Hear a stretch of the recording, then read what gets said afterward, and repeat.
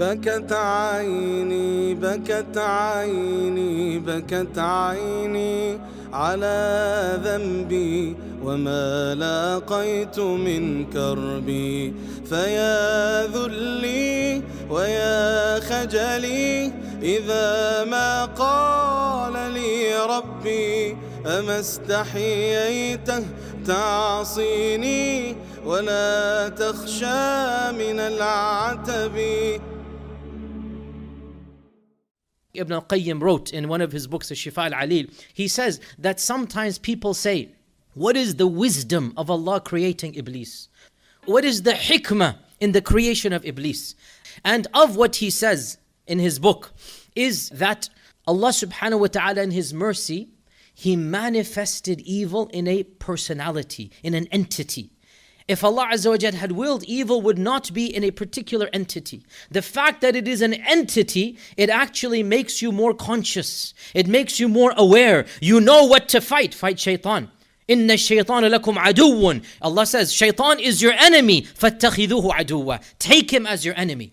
And of them is the wisdom of the story of our father Adam and Iblis. There is a wisdom that our father was seduced by Iblis. That Iblis caused the downfall of our father. Anybody who harms our family, we're angry at him. Anybody who makes fun of our family, anybody who brings distress to my father, to my mother, he becomes an enemy.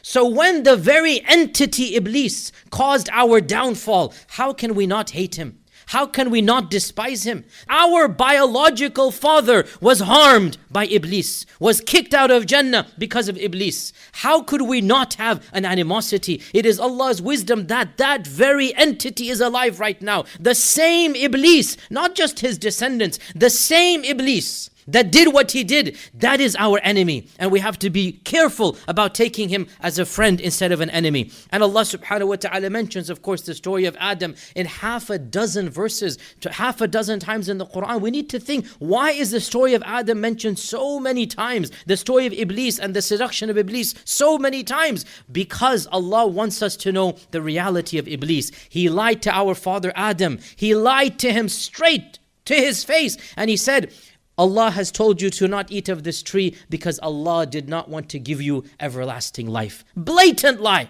If you eat of this tree, you will live forever. Blatant lie.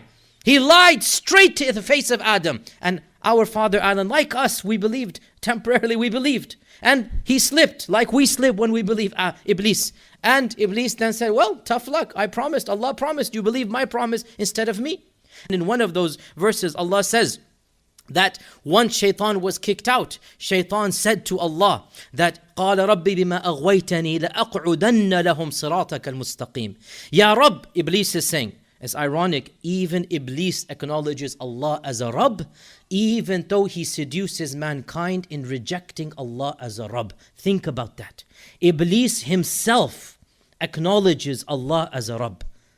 And Iblis makes dua to Allah, قال ربي. Iblis is saying, Rabbi. And because he's not stupid, he's not foolish. He knows Allah created him.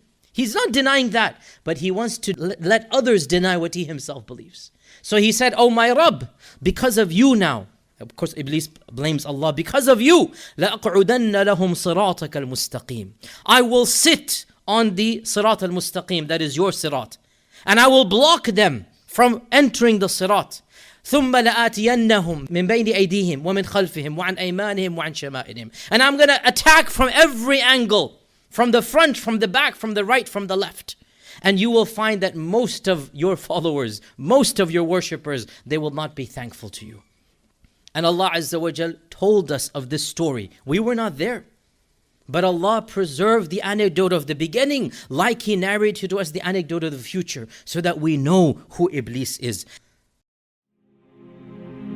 فيا ذلي ويا خجلي إذا ما قال لي ربي أما استحييت تعصيني ولا تخشى من العتب وتخفي الذنب عن خلقي وتأبى في الهوى قربي فتب مما جنيت عسى تعود إلى